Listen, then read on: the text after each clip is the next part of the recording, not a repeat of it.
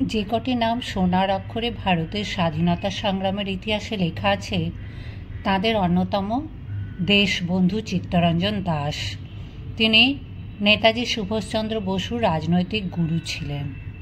সুভাষ প্রত্যক্ষ রাজনীতির জগতে প্রবেশ করেছিলেন দেশবন্ধুর পরামর্শ এবং নির্দেশ অনুসারে।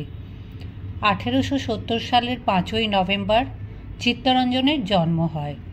তিনি কলকাতায় জন্মেছিলেন।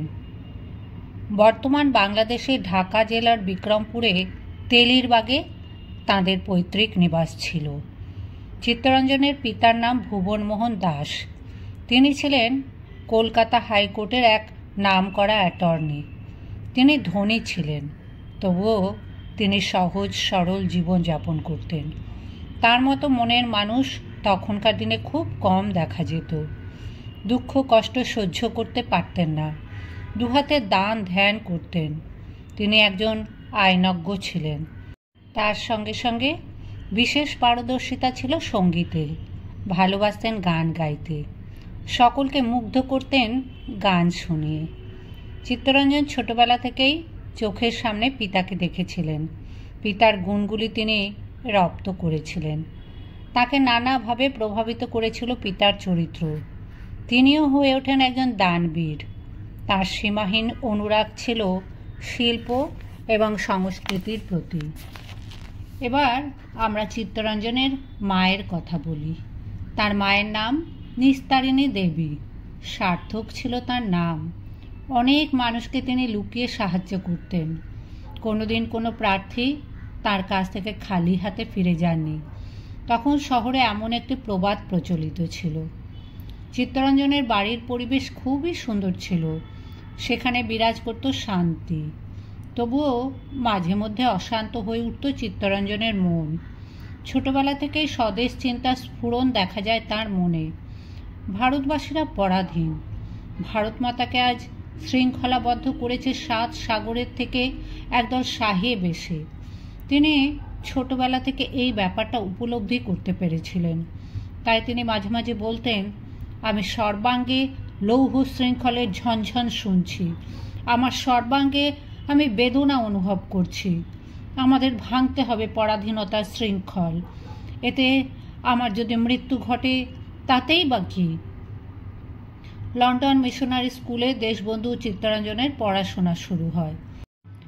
তখন শহর কলকাতায় যথেষ্ট নাম করেছিল এই বিদ্যালয়। এই বিদ্যালয়ে পড়তে আসতেন বিত্তবান পরিবারের ছেলেরা। একটা সুন্দর বাতাবরণ বজায় ছিল এখানে পড়াশোনার। এই স্কুলে এসে চিত্তরঞ্জন বুঝতে পারলেন জীবনে সফল হতে গেলে নিয়মনিষ্ঠ হতেই হবে। তার মনে তখন থেকেই এক ধরনের দৃঢ়তার জন্ম হয় তেজস্বিতার। সেই বালক বয়সেই তিনি অর্জন করেছিলেন নেতা হওয়ার সব কটি গুণ। তাই দেখা গেল চিত্তরঞ্জন স্কুলের বিভিন্ন অনুষ্ঠানে মুখ্য ভূমিকা নিচ্ছেন। একবার এক গর্বিত লোকের কথার প্রতিবাদে তিনি বলেছিলেন, কি বললেন? ছোট লোক? ছোট লোক কি কারো গায়ে লেখা থাকে? মানুষই হয় গরিব, মানুষই হয় ধনী। তার বয়স তখন 10-11 বছরের বেশি হবে না। সকলে অবাক হয়ে গিয়েছে বালকের মুখ থেকে এইসব কথা শুনে। বোঝা গিয়েছিল বয়স কম হলে কি হবে, একটি প্রাজ্ঞ এবং প্রাপ্তবয়স্ক চেতনা চিত্তরঞ্জনের মধ্যে রয়ে গেছে। তিনি পড়াশোনাতে তুখোড় ছিলেন। সমস্ত বই পড়তে ভালোবাসতেন। তার বই পড়ার প্রতি আগ্রহ ছিল। প্রবেশিকা পরীক্ষায় সফল হলেন 1886 সালে। প্রেসিডেন্সি কলেজে ভর্তি হলেন।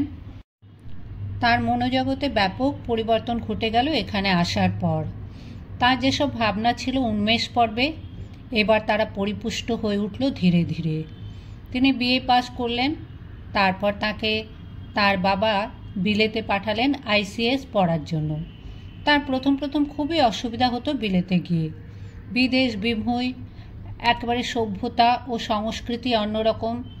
ধীরে ধীরে তিনি মানিয়ে নিলেন বিলেতের পরিমণ্ডলের সঙ্গে। নেতৃত্ব দিলেন প্রবাসী ভারতীয় ছাত্র আন্দোলনে। তার নেতৃত্বে ভারতীয়রা রুখে দাঁড়ান নানা অন্যায়ের বিরুদ্ধে। এর ফলে তিনি বিফল হলেন আইসিএস পরীক্ষাতে। অনেকে বলে থাকে ব্রিটিশরা ইচ্ছা করেই তাকে পাশ করাতে রাজি হননি। তারা বুঝতে পেরেছিল একটি অগ্নিস্ফুলিঙ্গ লুকিয়ে আছে চিত্তরঞ্জনের মধ্যে। তিনি যদি দেশে ফেরেন প্রশাসক হয়ে, তাহলে ইংরেজের সর্বনাশ। অবশেষে দেশে ফিরে এলেন ব্যারিস্টার হয়ে। কলকাতা হাইকোর্টে যোগ দিলেন। 1897 সালে চিত্তরঞ্জনের বিয়ে হয়। তিনি বাসন্তী দেবীকে বিয়ে করেছিলেন। পরবর্তীকালে বাসন্তী দেবী সর্বার্থে তার যোগ্য সহধর্মিণী হয়ে উঠেছিলেন। প্রথম দিকে খুব একটা সুবিধা করতে পারেননি ব্যারিস্টার হিসেবে।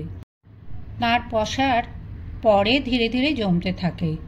চিত্তরঞ্জন আইন বিশারদের পাশাপাশি কবিতা রচনা করতেন। তাঁর লেখা অন্তর্যামী, মালি, সাগর সঙ্গীত প্রভৃতি কাব্য একসময় হয়ে উঠেছিল খুবই জনপ্রিয়। তাঁর কাব্য প্রতিভায় অনেকেই মুগ্ধ হন। তারা ভাবতেই পারতেন না যে আইন বিশারদ হওয়া সত্ত্বেও তিনি কবিতা লেখার মতো সময় পেতেন কিভাবে। অরবিন্দের মতো তাঁর কাব্য পাঠে তৃপ্তি পেতেন। ক্রমে তিনি নিজেকে নিযুক্ত করলেন জনসেবার কাজে। ত্যাগ করলেন ভোগবিলাসের জীবন। দেশকে স্বাধীন না করা পর্যন্ত নিজের সুখ শান্তি কোনো দিকে মন দেবেন না, তিনি প্রতিজ্ঞা করেছিলেন। তার নাম ধীরে ধীরে চারিদিকে ছড়িয়ে পড়ল আইন বিশারদ হিসেবে। তখন তার মাসিক রোজগার ছাড়িয়ে গিয়েছিল 50,000 টাকা।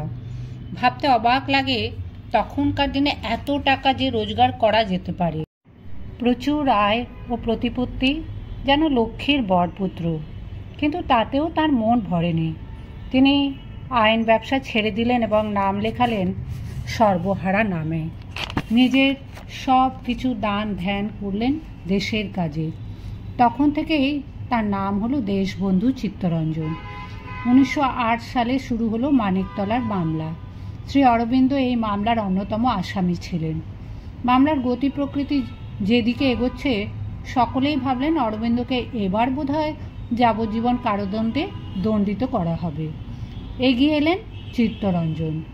তিনি অবলম্বন করলেন অরবিন্দের পক্ষ। অরবিন্দকে শেষ পর্যন্ত রুদ্ধ কারা থেকে রক্ষা করা সম্ভব হলো তার আইন জ্ঞান, প্রতিভা এবং বাক শক্তির বলে। চিত্তরঞ্জনের নাম ছড়িয়ে পড়ল সারা বাংলাদেশে। তার বাগ্মিতার কথা পৌঁছে গেল ভারতবাসীর কাছেও। চিত্তরঞ্জন প্রমাণ করে দিলেন এমনভাবে যে সওয়াল করা যায়। তিনি এক হৃদয়বান মানুষ ছিলেন। ভালোবাসতেন মানুষকে দুহাতে দান করতে। 1920 খ্রিস্টাব্দের 4 সেপ্টেম্বর কংগ্রেসের সম্মেলনে চিত্তরঞ্জনের জীবনের দিনটি মনে রাখার মতো। নাগপুরের অধিবেশনে তিনি পা বাড়ালেন। তার সঙ্গে দেখা হলো মহাত্মাজির। মহাত্মাজির সঙ্গে আলাপচারিতার মাধ্যমে তিনি বুঝতে পারলেন প্রথম দেশে সর্বাত্মক আন্দোলন করতে হবে। কলকাতার বাড়িতে ফিরে আসার পর মনে হলো তিনি বুঝি একেবারে অন্য মানুষ হয়ে গেছেন। দেশ সেবায় মন্ত্র গ্রহণ করেছিলেন সব কিছু নিঃস্বার্থে উৎসর্গ করার। এক নতুন সেনাবাহিনী গড়ে উঠল তাঁর নেতৃত্বে। স্বরাজদল নামকরণ করা হলো। এবার তাঁর জীবনে জয়ের পালা শুরু হলো। তাকে বাংলাদেশের জনপ্রিয় নেতা হিসেবে অভিষিক্ত করা হলো। কলকাতা কর্পোরেশনের প্রথম মহানাগরিক বা মেয়র হলেন তিনি। তিনি বুঝতে পেরেছিলেন একদিন দেশের শাসনভার অর্জন করতে হবে এইভাবে স্বায়ত্তশাসনের মাধ্যমেই। তিনি অনেকগুলি জনকল্যাণকর কাজ শুরু করেন কর্পোরেশনের মেয়র হিসেবে। শহর কলকাতায় যে নাগরিক পরিকাঠামো এবং পরিষেবা আমরা দেখতে পাই, কখনো ভুলতে পারবো না তার অন্তরালে চিত্তরঞ্জনের অবদানের কথা। এর পাশাপাশি একাধিক আন্দোলনে নেতৃত্ব দিলেন কংগ্রেসের ডাকে। তাকে কারারুদ্ধ করা হয় বেশ কয়েকবার। তিনি তা সত্ত্বেও ভেঙে পড়েননি। স্বাস্থ্য ভেঙে গেল অতিরিক্ত পরিশ্রমে। দার্জিলিংয়ে গেলেন স্বাস্থ্যের উন্নতির জন্য। তারপর ঘনিয়ে এলো বিদায়ের ক্ষণ। 1924 সালের 14 জুন চিত্তরঞ্জনের মৃত্যু হয়। বিষাদের ঘন অন্ধকার সারা দেশে নেমে আসে। তার পৈতৃক বাড়িতে মৃত্যুর আগে তিনি দেশবাসীকে দান করে যান। এখন সেখানে চিত্তরঞ্জন সেবা সদন স্থাপিত হয়েছে। রবীন্দ্রনাথ এই মহান নেতার প্রয়াণের পর লিখেছিলেন, এনেছিলে সাথে করে মৃত্যুহীন প্রাণ, মরণে তাহাই তুমি করে গেলে দান।